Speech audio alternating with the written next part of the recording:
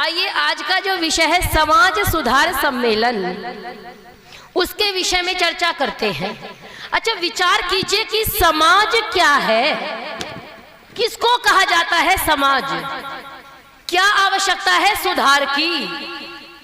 और रात इतनी अच्छी उपस्थिति थी, मुझे लगा सुबह भी थोड़े लोग आएंगे। लोगों ने कहा नहीं नहीं, सुबह तो हम अपना काम करेंगे, हमको धर्म की जरूरत तो है लेकिन कर्म की जरूरत भी है। तो इसका उदाहरण आपने प्रत्यक्ष दिया। तो आशा करती हूँ कि शाम को फिर से उतनी ही उपस्थिति होगी जितनी कल रात उपस्थिति थी। तो आइए, क्या आवश्यकता है समाज सुधार की, किसको कहा जाता है समाज? क्या समाज बिल्डिंग का नाम है? एक बहुत सुंदर भवन बना देते हैं, क्या उस सुंदर भवन का नाम समाज रख देंगे? जैसे आर्य समाज, आर्य माने श्रेष्ठ, समाज मतलब भवन नहीं, समाज का मतलब होता है समूह, संगठन, जिसके लिए वेद में कहा गया संगच्छध्वम संवदध्वम संवो मनांसि जानताम, प्रेम से मिलकर चलो बोलो सभी ज्ञानी बने। समाज का मतलब होता है एक एक मनुष्य। समाज बिल्डिंग का नाम नहीं होता। हमारा नाम समाज है, आपका नाम समाज है। तो जब हम समाज का हिस्सा हैं तो हमको यह भी पता होगी कि समाज में कमी क्या है।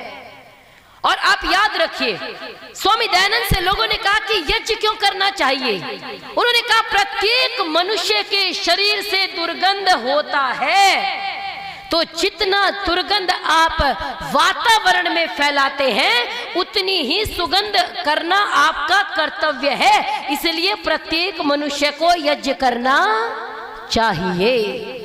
उसी प्रकार समाज में हम सब रहते हैं। अगर समाज में कोई विकृति आएगी, कोई बुराई आएगी, तो मेरा परिवार अछूता रह जाए, ऐसा नहीं हो सकता।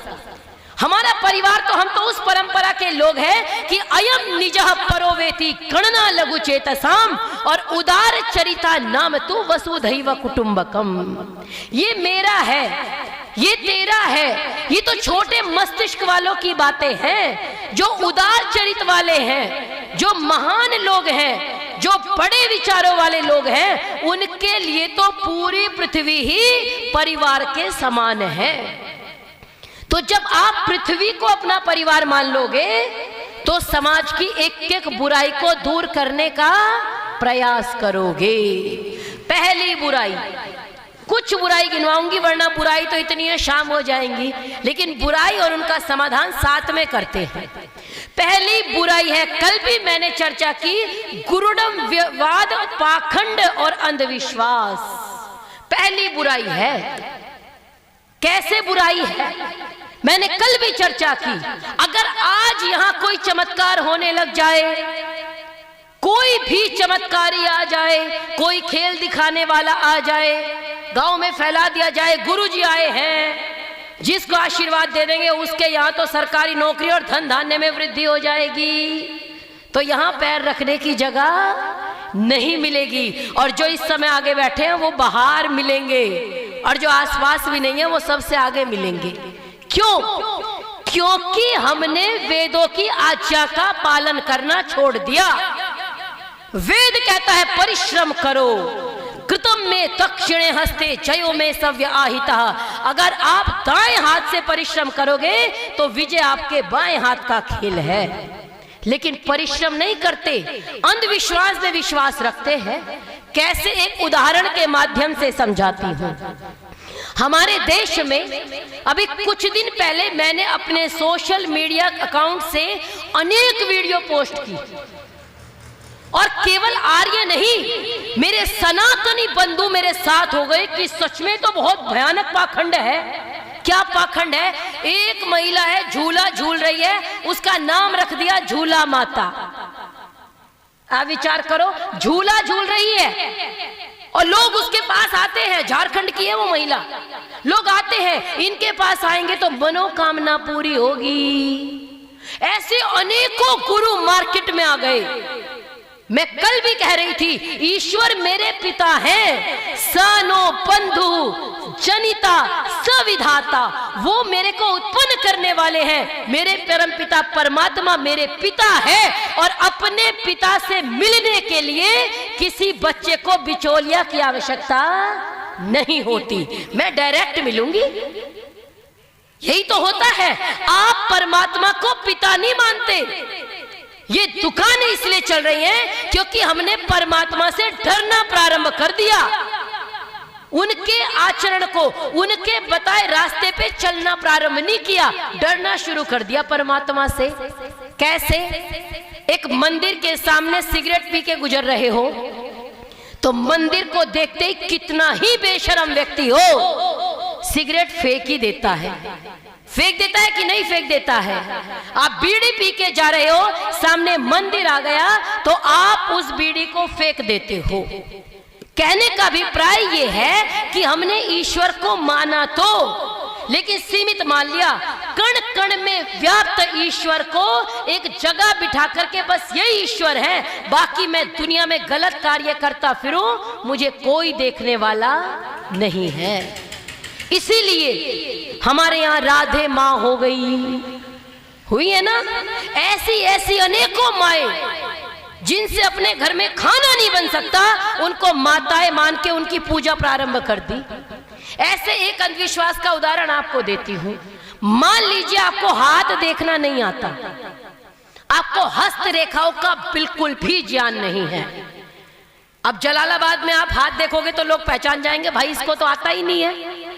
आप जलालाबाद से बाहर गए और कोई आपको रास्ते में मिला और आप जाकर के कहो, भाई एक बार हाथ दिखाओ अपना। आप बस में हो, ट्रेन में हो, एक बार हाथ दिखाओ। आप हाथ देखो और उसके हाथ को बड़े गौर से देखो, चाहे आपको कुछ नहीं आता, बहुत गौर से देख के चिंतित हो जाओ और कहो बस भाई तू रख ही ले। अब आपको वो नहीं पूछेगा, तुरंत क्या कहेगा, आपको कुछ नहीं बताना, भाई मेरे हाथ में क्या देखा, यही करेगा ना। मेरी रेखाओं में क्या है, मेरे भविष्य में क्या उपाय हैं, मेरी नौकरी लग जाएगी नहीं लग जाएगी, बच्चे मेरी सेवा करेंगे कि नहीं करेंगे, यही पूछते हैं कि नहीं पूछते हैं।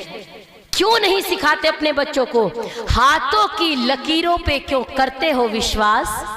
किस्मत तो उनकी भी होती है जिनके नहीं होते हाथ, किस्मत तो उनकी भी होती है जिनके नहीं होते हाथ। ये अपने बच्चों को नहीं सिखाते, अपने बच्चे को अंधविश्वास में घुसा दिया, अपने बच्चे को सच्चे साधु के पास नहीं लाएंगे, अपने बच्चे को उपदेश सुनाने नहीं लाएंगे।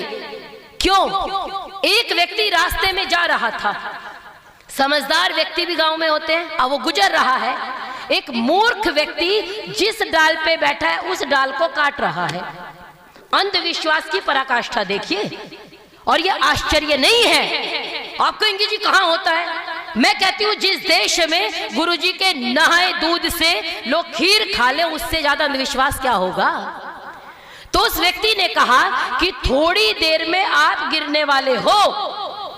अब तू जिस डाली पे बैठा है भाई, उस डाली को काट रहा है, तो इसमें तो कोई लॉजिक वाली बात नहीं, गिरेगा, ये तो सामान्य बात है, इसमें कोई रॉकेट साइंस तो है नहीं। तो उसने कहा थोड़ी देर में गिरेगा। अब उस व्यक्ति ने कहा ठीक है मैं गिर जाऊंगा, तुम जाओ। अब वो व्यक्ति चला गया, भाई बैठा रहे, गिर जा, मुझे क्या मतलब है, मूर्ख आदमी है। थोड़ी देर में वो डाली कट गई। अब कटनी तो थी जब काट रहे हो, कट गई, वो व्यक्ति गिर गया। अब जब गिर गया तो अंधविश्वास तुरंत दिमाग में आता है। हमको तो बचपन से सिखाया जाता है ना, नजर लग जाएगी, काला धागा पहना दो, ये सब चीजें हमको घुट्टी में सिखाई जाती है। तो उसको कहा, उसको तुरंत याद आया, अभी जो व्यक्ति गया है उसने बताया था कि थोड़ी देर में डाली से तू गिर जाएगा, इसका मतलब वो ज्योतिषी है। अब दौड़ा दौड़ा उसके पीछे जाता है। थोड़ी देर 15-20 मिनट के बाद वो व्यक्ति मिल जाता है, भाई तुम तो ज्योतिषी हो। वो कहता ओ भाई मेरा पीछा छोड़, यहाँ से निकल। ना ना मैं ज्योतिषी हूँ, मेरा भविष्य बताओ। उसने कहा मैं कोई भविष्य नहीं जानता, जिस डाली पे बैठा था उसको काट रहा है तो गिरेगा ही। कह रहा ना ना मेरा भविष्य बताओ, मैं कब मरूंगा। और व्यक्ति को मरने की चिंता बहुत होती है, चाहे कितना ही पापी व्यक्ति हो, चोर हो, डाकू हो, लेकिन जिंदगी सबको प्यारी है। तो उसने अब पीछा छुड़ाने के लिए क्या करे, उसके पास एक कलावा था, उसने हाथ में बांधा और कहा जब ये खुल जाएगा तो तू मर जाएगा। अब बांध के उस कलावे को हाथ में लेके घूमता रहे। पत्नी ने कहा क्या है? अरे ये तो मेरे जीवन की रक्षा का सूत्र है, जिस दिन ये खुल गया उस दिन मैं निकल लूंगा। अब बहुत रक्षा करे, काम न करे, हाथ को संभाल के रखे। अब कितने दिन कलावा है, गलेगा तो है ही पानी में। अब जब वो गल गया तो वो टूट गया और वो कहता है मैं मर गया। घर वालों ने कहा पागल मत बन, तू जिंदा है। कह रहा नहीं नहीं मेरी चिता तैयार करो। अब घर वालों ने कहा चल मूर्ख है कर दो। अब जाकर के वहां लेट गया, चिता तैयार की और जाके शमशान में लेट गया। क्यों? क्योंकि मर चुका था, ज्योतिषी ने कह दिया। अब वहां से एक व्यक्ति गुजर रहा है, उसने कहा भाई ये रास्ता कौन से गांव को जाएगा? तो क्या कहता है, रास्ता बता तो मैं देता, लेकिन भाई मैं तो मर गया इसलिए मैं तुमको रास्ता नहीं बता सकता। ये है अंधविश्वास की पराकाष्ठा। कुछ नहीं होता अंधविश्वास। कहते काला धागा बांध लो नजर लग जाए, नजर नहीं लगेगी। मैं कहती हूँ परमात्मा ने इतना बड़ा टोकरा सर पे रख के भेज रखा है, इससे नजर नहीं रुकती, एक काला धागा रोक देगा।